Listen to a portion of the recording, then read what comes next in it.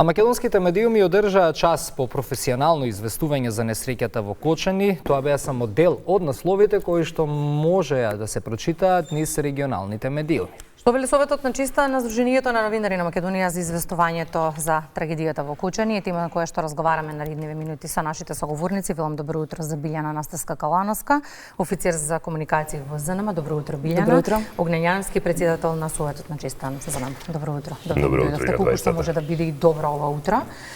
Она што на самиот почеток на разговорот ќе го констатираме, а веќе неколку пати сме го збореле меѓу другото и во утринската програма, е дека Советот на честа има задача да се грижи и да ги промовира етичките принципи, критериумите и стандардите на етичкото известување. Го имавме ли изминатава недела со сето оно што не се случи во Кочани? Јас мислам дека може да започне како председател на Совет на честа.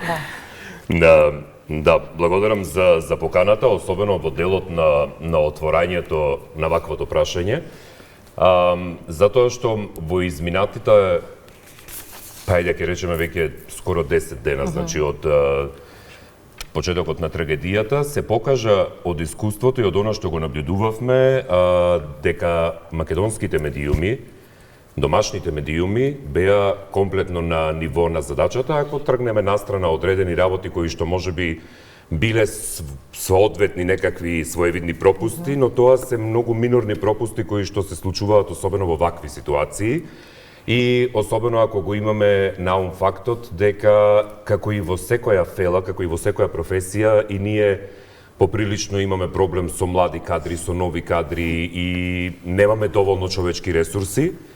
И имајќи ги сите тие работи наум, навистина можам да кажам дека домашните медиуми одлично се справија со предизвиците на кои што наидоа. Само да дополнам малку, иако претходно имавме и некои насоки, одредени насоки за тоа како треба да се однесуваат и новинарите, и политичарите, како треба и како не треба да се однесуваат.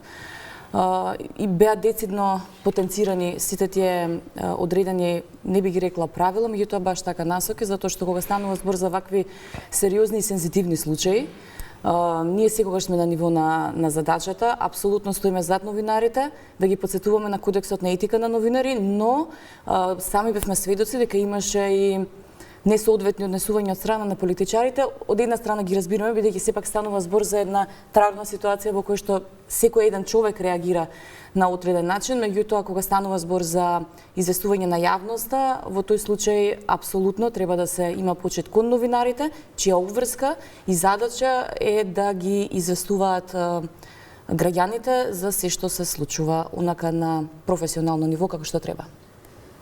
Новинарот е мост меѓу медиумот и публиката. Публиката и јавноста довербата ја стекнува токму преку новинарот, но ајде да ги разграничиме традиционалните и новите медиуми. Имавме голем број на примери од Србија. Мислам дека новинарите оттаму објавија доста вознемирувачки видеа и содржини. Што е со новите медиуми? Дали тоа можеме да го искоментираме наспроти традиционалните медиуми, ако одлично си ја завршија задачата? Ги следев и традиционалните медиуми во соседството, навистина беа коректни во известувањата и во материјалите кои што ги презентираа, за разлика од порталите. Бидејќи дента и по трагедијата во неделата и во понеделникот бев на терен и ги следев и како известува и директно од Кочани, можам да ви кажам дека не постои никакво изненадување на тоа како се однесуваат, да речеме, колегите од Србија. Значи, ние не е дека не сме навикнати на сензационалистичкиот пристап кој што голем дел од се уште ги нарекуваме новите медиуми, но од онлайн медиумите, голем дел го практикуваат како пристап и она што ние сме го почитувале, да речеме, каде што имајќи ја наум сензитивноста на случаите и знаејќи дека одредени работи не смееме да ги изнесеме предвремено, ќе ви речат, например, граѓаните, дознаваме побрзо од српските медиуми отколку од домашните. Што не е точно. Ние ја чекаме проверката, српските ја немаат таквата одговорност кон државата во која што известуваат во случајот и видовме во неколку наврати во однос на странски медиуми кои што не ги испочитуваа барањата кои што ги има. Јас можам да ви кажам, например, конкретно да речеме кога се стоеше, буквално имате вака 15 камери застанати, луѓе кои што стојат и известуваат во живо во моментот И кога се велеше да се замолкне за тоа што врви, да речеме, не знам, погребно возило, за тоа што одредени работи мора да се направат како простор, ќе ви кажам дека само оние сензационалистички медиуми кои што доаѓаа од соседството од Србија, например, тоа како да не го слушаа. Така што, но сите останати медиуми, јас толку многу медиуми на едно место немам видено, особено странски, но мора да го имаме на ум и фактот дека протестите во Белград беа ден порано, па сите колеги кои што доаѓаа дури од BBC, од шпански медиуми, од Скандинавија и слично, само се симна од Белград надолу и тоа е една од причините зашто толку многу медиуми имаше. Да, но тоа не е оправдување за начинот на известување. Може би насоките беа објавени од наша страна на територија на Македонија, но она кое што ние дента на 20 март го правевме беше мониторинг буквално на сите регионални медиуми и на нашите. Убава беше најавата дека нашите медиуми одржаа лекција како треба да се известува. И наспроти тоа странските, односно дел од странските, да не генерализираме, падна на тестот за етичко известување. Од каде потребата да се прави толкова сензација? Сето она што ние сакавме да го превенираме, тие го покажаа глобално. Дури такви со многу меѓународно реноме, високо почитувани медиуми. Имаше забуна дека станува збор за CNN, всушност е некој индиски портал кој што известува за ова. Ние ги алармиравме и Меѓународната федерација на новинари, Европската федерација на новинари. Имавме заеднички известувања, препораки од нивна страна, буквално по сите социјални мрежи како треба да се однесуваат во вакви ситуации. Ги контактиравме и колегите од Независното здружение на новинари на Србија НУНС, кои што има и своје соопштенија и повик за нивните медиуми, како треба да известуваат на оваа тема. И успешен до некаде за повлекувањето на содржините. Имаше, да, повлекување, но она што ние од наша страна го направиме беше постојана комуникација и со регионалните здруженија, и со Меѓународната федерација. Се надевам дека дело тоа вроди со некаков плод, но наша обврска е да внимаваме на тоа. Тоа што го направи регионалните медиуми, не треба ниту еден медиум никогаш да го направи, бидејќи верувам дека како што во неколку наврати имавме некоја статистика за слични вакви ситуации на светско ниво, апсолутно треба да се почитува приватноста и жилбата на семејствата на жртвите. Ова е нешто кое што ќе остави голема трага, а ние како медиуми, како новинари и медиумски работници имаме обврска да го испочитуваме докрај и да известуваме на оној начин на кој што го предвидува тој етичкиот кодекс за новинари. Во однос на новите медиуми, тоа што рече Огнан, јас не би ги нарекла баш и нови медиуми, меѓутоа имавме и една ситуација со еден од традиционалните медиуми кој што на социјалните мрежи постираше експлицитно видео од моментот на погребната поворка и како тоа изгледа, меѓутоа со наша интервенција видеото беше тргнато и навистина сме благодарни за тоа, но освен тој еден случај немавме апсолутно ништо друго од страна на нашите медиуми. Новите медиуми не можеме да ги контролираме, ниту еден медиум не треба да се контролира, но ние се повикуваме повторно на нивната професионалност, на етичките стандарди и што е она што го прави новинарот да биде професионален докрај почитувајќи ги сите начала од кодексот на новинари. Но некако се добива впечаток како и на граѓаните веќе да име доста од сензационализам и кога повикавте да се почитува етичкиот кодекси граѓаните да пријавуваат негово прекршување, имаше ли пријави досега, бидејќи на социјалните медиуми добивте многу поддршка за тоа што го сработивте изминатите 7-8 дена во однос на известувањето и начинот? Би сакал да апелирам до граѓаните не само во контекст на ова, но и доколку се уште знаат и гледаат дека постои одредено прекршување на кодексот, кој што патем кодекс е јавно достапен на znm.org.mk. Во посебно јазиче може да се најде, да се прочитаат досегашните сите 17 члена кои што ги имаме, се работи на унапредување дополнително понатаму на кодексот во изминативе 2 години, но во секој случај сакам да апелирам до граѓаните секој пат кога ќе почувствуваат или кога ќе воочат или ќе мислат дека е прекршен кодексот, тоа да го пријавуваат. Зошто велам апелирам?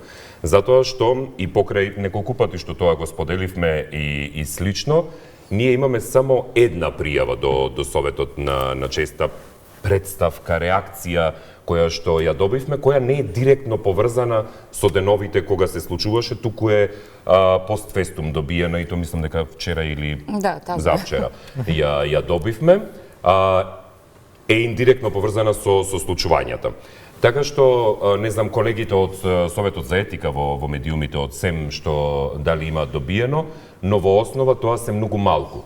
Зошто велам да се пријавуваат? Затоа што нам, како Совет на честа, како Сдружение на новинарите и нам како Фела, ваквите представки ни се многу значајни за да воочиме што луѓето гледаат како проблем во нашата работа. И кога ќе сватиме од нивниот аспект, од нивниот поглед за што тие сметаат дека ние грешиме, ние понатаму тоа може да го насочиме кај колегите и тоа да се поправи и да се подобри. Така што да, ќе кажам дека дури тоа може и да биде и за странските. Ние како членка на Меѓународната федерација и на Европската федерација, ние може по автоматизам и тоа и го правевме на поднесување барања за реакции кои што ги има. Верувам дека во следниот период ќе има и доста реакции. Студејќи по тоа колку коментари имаше и на социјалните мрежи, официјалните профили на Сдруженијето на новинари, морам да кажам дека поголем дел од нив беа со точната порака која што ние сакавме да ја пренесеме, но дел од коментарите, како што бива тоа нели на социјалните мрежи, беа погрешно сватени пораките. За жал, ние сме нација која што чита само наслови и ете тоа е ефектот, да речеме, од недочитување на сите тие препораки, насоки, протоколи и што и да е тоа што излегува од страна на Сдруженијето на новинарите на Македонија. Заедно со синдикатот имавме и на дента пред самиот погреб, имавме и повторно подсетување во однос на однесувањето на соките и слично, но мора да внимаваме и на социјалните мрежи. Таму се случува големата врева. Токму тоа сакам да го продискутирам. Следното прашање не е можеби директно поврзано со работата на ЗНМ, но е секако поврзано со медиумската писменост, зашто говорим изминативе години. Колку целото тоа недочитување на информациите креираше погрешни информации, погрешни статуси, револт кај граѓаните, колку ние треба да внимаваме што како индивидуалци постираме на социјалните мрежи, бидејќи ние сме креатори на јавно мислење. Одговорноста е сите нас. Без разлика на која професија припаѓаме и како сме професионално профилирани. Тоа што се случува на социјалните мрежи, тоа е еден проблем со кој што постојано се соочуваме, дезинформации, нешто на кое што постојано се работи. Како што сами знаеме, социјалните мрежи функционираат на основа на алгоритам кој што по преференции ги филтрира по тоа сите, да речеме, голем дел од истомислениците и оние кои што пребаруваат на сличен начин. Што се однесува до профилот на официјалните профили на Сдруженијето на новинари, има буквално коментари од секаков вид. Она кое што ние се обидуваме да го следиме и онаму каде што има, да речеме, закана или говор на омрза, апсолутно го пријавуваме. Како што и секој треба да го стори тоа, имаме и алатки за тоа, зашто луѓето да ни ги користат. Она кое што по друга страна би сакала да го истакнам како позитивна карактеристика во однос на изминатата недела е што голем дел од граѓаните кои што беа вклучени на социјалните мрежи, дури заедно со нас бара кои се тие регионални медиуми и меѓународни медиуми кои што објавуваат експлицитни фотографии, па заедно ги тагнувавме, ги баравме. Благодарение на дел од нив пробавме да ги комуницираме преку Твитер, Фејсбук, Инстаграм и секој може начин на комуникација. Така што би рекла дека има секогаш две страни на приказната, но мора да бидеме апсолутно внимателни. Дезинформација има, говор на омрза се случува да има, негативни коментари има, меѓутоа ние сме тука да ги забележуваме и да реагираме. Да, овде би сакал само да додадам дека во изминатата пракса на Советот на честа сме добивале многу често, да речеме, представки кои што се однесуваат за објавени работи од страна на активни медиумски работници, од страна на новинари, на нивните лични профили на социјалните мрежи, конкретно да речеме на Facebook. И ние почнавме да постапуваме по таквите представки, иако претходно не беше пракса, почнавме да постапуваме по таквите представки, Facebook и Instagram, затоа што едноставно не може ние да се абстрахираме ако сме медиумски работници, ако сме новинари. Точно е дека и ние имаме приватност и точно е дека и ние имаме свое лично мислење на своите профили на социјалните мрежи. Но одговорноста наша се мери на многу повисоко ниво. Затоа што нашиот искажан збор ние го поддржуваме со целиот товар кој што го носиме во однос на нашата кариера. И тоа што го пишуваме на социјалните мрежи има малку повеќе тежина, кај некого многу повеќе, кај некого малку повеќе од новинарите, но има повеќе тежина, да речеме, од она што го искажал обичен корисник или обичен граѓанин. Така што во тој дел мора да внимаваме. Не е дека приватноста ни е загарантирана во целост. Граѓаните на некој начин, ете, ако може нешто да се извлече како поука од оваа трагедија кога зборуваме за новинарството, граѓаните одадоа некако признание за оваа тимска успешна работа која што беше завршена во однос на експлицитните видеа, содржини и така натаму и така натаму. Македонските новинари за ЗНМ доби признание и од регионалните медиуми, некои од нив објавија такви текстови, такви наслови за начинот на известување, за начинот на работа. Затоа не завршува се. Да, тука не завршува се, затоа сакам да ги споменеме и инфлуенсерите. Дел од нив паднаа на тестот изминатите 7-8 дена во борба за кликови, во борба за гледаност. Па така да го завршиме разговорот, бидејќи не чека се уште тежок период, посебно исто така и за новинарите, нели, допрва ќе се известува и така натаму и така натаму. Кој ќе биде апелот на ЗНМ? На внимателност во однос на она што се објавува во следниот период. Не чека. Да, благодарам на прашањето. Не би рекла дека е апел, туку едноставно секогаш подсетуваме на основната работа на новинарот. Ние сме тука како новинари, како професионални медиумски работници, да бидеме во служба на граѓаните, на информирањето и да ги почитуваме професионалните стандарди. Повеќе од тоа што е во моментов како етички стандарди на новинарите, мислам дека не можеме да дадеме и не треба, затоа што тој кодекс е направен од професионалци пред повеќе години, како што кажа Огнен, веќе во фаза на дополнување. Што се однесува до инфлуенсерите, ние не можеме на микрониво да ги менаџираме новинарите. Тоа што за кое што зборуваме цело време, одговорноста е ке сите нас, да бидеме професионални, доследни на задачата, како што го направивме тоа изминатиот период. Нас не ни се потребни признанија, за да ние постојано ја работиме работата за која што сме тука. Секој еден новинар кој што има некаков проблем, некакво барање, може да не побара како Сдружение на новинари, секој еден граѓанин кој што забележал несоодветно известување непрофесионално, тука е советот на честа на ЗНМ, да пријави, а ние потоа постапуваме по таа представка. Професионализмот секогаш треба да биде на ниво, дури и во ситуации кога можеби дел од политичарите не се однесуваат професионално. Ние како новинари сме гласот на јавноста и сме мостот помеѓу граѓаните и институциите, политичарите или кој било друг да е од другата страна. Само една реченица, знам дека се спремате за вести. Има 2 минути. Така, значи во однос на инфлуенсерите. Она што треба да го знаат инфлуенсерите засега е кога влегуваат буквално во тоа море од информации и кога пренесуваат информации, ја преземаат активно улогата и денес инфлуенсерите имаат многу големо влијание, затоа и се наречени инфлуенсери, во однос на преносот на информации. Тоа што јас би ги советувал и од личната пракса, но и од она што сме го виделе и во советот. Буквално, секоја информација што ќе биде пренесена или нека ја проверат прво, дали е вистината, а не треба многу во една држава како нашата, доволни ви се 2 повика за да сватите дали нешто е така или не, па нека го споделат или нека реобјават. Дури и кога мислат дека одредена работа е целосно точна за тоа што веруваат на некој лик кој што објавил, нека се запрашаат и нека проверат уште една. Што е она што ние го работиме.